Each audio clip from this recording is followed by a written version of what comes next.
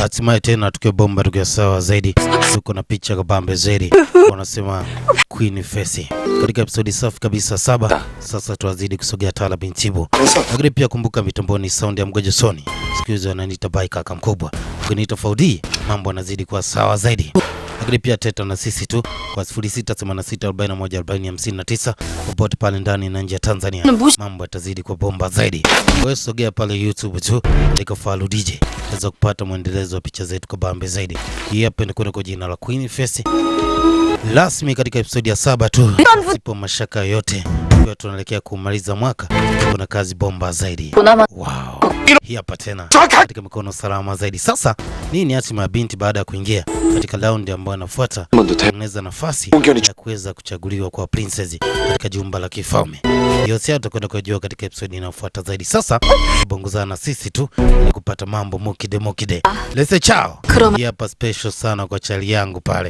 Anamuita Mr. Movies ndani Mwanza, Tanzania. Tala Bintibu wazidi kuunga na kigongo bomba zaidi. Ikiwa ni Bola M7 katika episode ya 7 tu. Msidai na kwenda kwa jina la Queen Face. Hii hapa sound ya Falu DJ, sound ya Mgojo Sony. Mambo nazidi kwa bomba kwa sawa zaidi. Wazidi kusogea na mzigo. Mashara. Hii hapa katika episode ya 7 tu. Sasa tuanzie hapa. Anasema kuna makubaliano ambayo alifanya. Anasema anasubiri kuona The King nini atafanya. Basi mtaalamu upande wa pili anatia taarifa kwa mabinti amefanikiwa kuingia katika stage ambayo inafuata. Anasema basi anamhitaji Chief Minister State pamoja na waziri wa masuala ya vita. Basi aliwaita watu wawili. Anasema kwa kile ambacho kilitokeaga na vumi ambazo zilizopo kwa wakati huu juu ya vizuizi ambavyo vinamkuta binti vinaweza vikalifanya niwe na mashaka zaidi. Lakini pia sio mbaya zaidi kama hali itaendelea sitaweza kufanya process ya kufanya uchaguzi wa Queen. Anasema kwa hiyo anatutisha. Sasa unafikiria nini juu ya wakati huu? Anasema sijajua cha kufanya. Sasa upande wa pili binti aliitwa na babake. Anasema kuna kitu ambacho inaweza ikawa ni kama silaha ya mwisho ya kuweza kupambana na mtu. Basi mzee kuna kimessage ambacho kilikuwa kina dawa fulani aliweza kumpatia binti ili aweze kuweka. Anasema nitajaribu baba. Lakini sasa upande wa pili kwa team leader kuna kitu ambacho kimeanza kumpa mashaka zaidi juu ya muunganiko wa binti ambaye hajawahi kupata kumuona, ila anaamini kuna kitu hakiko sawa zaidi. Moja kwa moja kitengo huko. Taarifa inasikika kwamba mtaalamu amerejea kutoka Buyong Agency. Yanze leader anamwambia anahitaji kumtambua yeye bosi. Na hiyo ufanye favor kwa upande wangu tu. Basi chali upande wa pili mtaalamu Ali anasema anatoa zawadi nyingi sana. Lakini pia anahitaji akutane na wewe katika eneo moja. Na kuna kitu ambacho ni muhimu sana. Yaani kuna taarifa muhimu sana unatakiwa uweze kupatiwa. Basi bwana mdogo baada ya kupatiwa zabu hizi kwa shinikizo la mtu ambaye mjui, tengeneza nafasi ya kuweza kukutana na mtoe. Sasa upande wa pili binti alikuwa ameshachanganya kile kitu katika chakula tu ili kuweza kufanikisha hazima ambayo aliambiwa na babake. Basi binti huyo aliweza kutumia kile kitu pasipoweza kutambua chochote kile. Anasema hakika ina ladha nzuri sana. Basi kila mtu aliweza kula, lakini binti alipata mashaka. Sasa upande wa pili kuna chapombe kidungwa sindano moja hivi. Mtu huyu yule mwamba sasa anaingia na usambaza wa Nyaturu, anahitaji kumtoa chali wake wa zamani. Anasema sasa tuma ujumbe Paris ya kwamba mtego umekamilika. Sasa upande wa Pizza King anapata taarifa kwamba tayari kuna mtu ameweza kumchukua Yongon. Basi bodyguard ya mfalme azidi kufuatilia. Ngeke kwa bahati ambayo kwa njema sana. Pia mtaalamu Ali anaelekea katika eneo hilo. Tu baada ya kumfikisha ndani, alimpiga pia mtu sindano ya ganzi, yani ya kifo kabisa. Lakini pia mtamdo alikuwa na mbambaya maeneo kwa sababu alielekezwa aweze kufika hapa. Pasipokujua tayari kuna mchezo kuweza kuziwa kesi. Mamba kuchukua muda. Wajomba wanaingia, wanamtaiti. Wasema watawapa majibu juu ya kile ambacho kimetokea. Basi aliweza kamatwa na The King anahitaji kumuona mtu. Anasema ndo walio watu wote. Anasema ilikuwa ni setup mfalme. Ninachokuambia hakina ukweli juu ya kile ambacho kimetokea. Sasa huku ni siku ambayo wote wanahitaji kutoka kurejea majumbani kwao kwa ajili ya kuhubiri round ya pili. Charlie anapewa taarifa ya kwamba sio muda ataweza kufika huyo bibi. Anasema basi tufanye kila kitu sawa kwa sababu binti huyo mwisho wa siku ndampatia kisu ambacho kitakuwa kinamhitaji aweze kufanikisha mission maalum sana. Lakini pia upande wa pili kwa mkali wao, siku ya pili anajaribu confess ya kwamba hajafanya kitu kama hicho. Sasa hebu niambie nani ambaye yuko nyuma hilo swala? Anasema mimi ni mtu ambaye anafanya kazi kwa Prince. Anasema ni kijakazi wa Prince. Sasa ile ilimpa mashaka kidogo the king.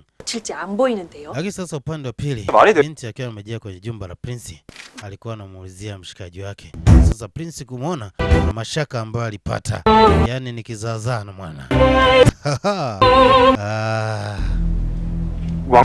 Anasema hii haiwezi kuwa. Anasema usije ukampokea wali tena, kaa naye mbali zaidi. Lakini mwamba alishtuka sana kupata gaza kugundua binti miongoni mwa watu ambao wameingia katika selection ya mfalme.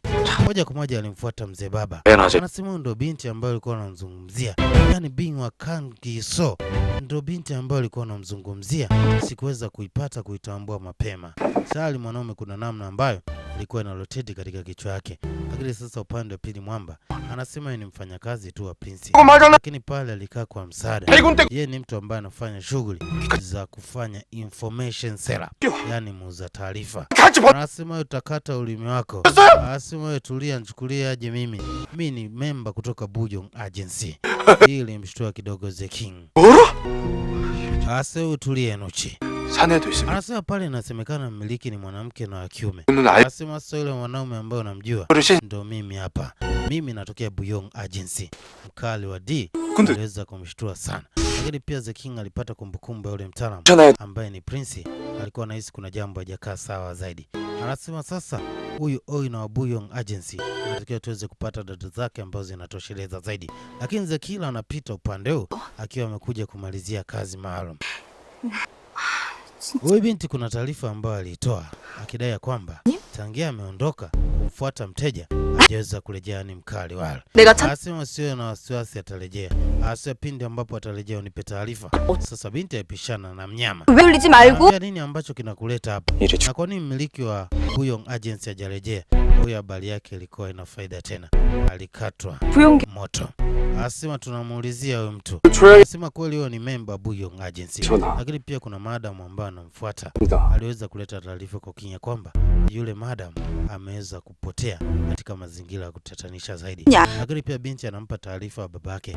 Anasema yule anaonekana ni feki kwa sababu hata ile mambo hajafanya kazi. Sasa mnyama huyo hapa anaitwa Gayong amerejea. Anamwambia Yungji hebu nenda ndani na mazungumzo na mwamba huyo. Anasema nimemsakizia msala mtu wa Buyong Agency. Mwamba anaturudisha nyuma kidogo kwenye kumbukumbu.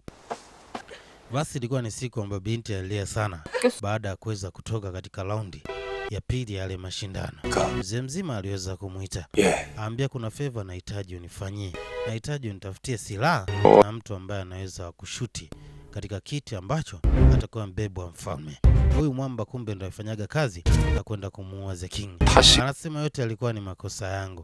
Anasema hamna makosa ambayo alikuwa yako, ila kuna kazi tunahitaji kuimaliza mapema tu.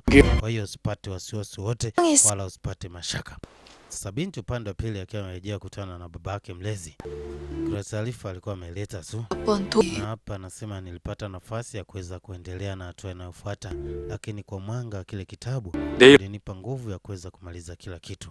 Sasa anamwambia kesho anahitaji kumfikisha department, yani headquarter makao makuu, ili akaweze kujua mission ya watu. Upande wa pili mtaalamu anakula tizi, anagaza sana. Anagundua kwa nini binti amemdanganya muda wote. Yani ilimpa gaza sana. Gisanga na mwana zaidi. Sasa binti analetwa kitengo headquarter makao makuu kama pale Gojosoni Empire au movies ilika Upsela. Ndo binti ambapo analetwa kitengo yaweze kukutana na mamake. Mama alivyomwona akaita Yuniki, lakini baadaye agundua ni Yunibo, mtoto wake ambaye alipoteza naye takriban miaka 10 iliyopita. Sasa mnyama analiona tukio kwa ndani. Alimwita mzee anahitaji kuteta naye kidogo.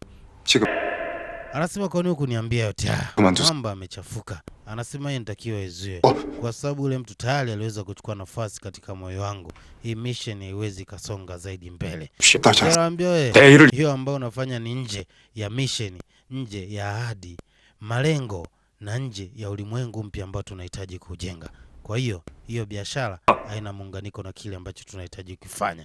Sahau kuhusu hiyo mambo. Sasa tunafikiri nini ambacho kinajiri katika episode safi inayofuata? Itakuwa ni episode ya 8 ya mzigo bomba sana wapa ambao unakwenda kwa jina la 정령 납치 사사품을 Queen Face, lakini pia sound ni ya Mgojo Sony for DJ kwa 0686414059 hizo kuungana na sisi tu. Lete chao. Kamsamida, tukutane katika kigongo hapa siku ya kesho kutwa. Wow.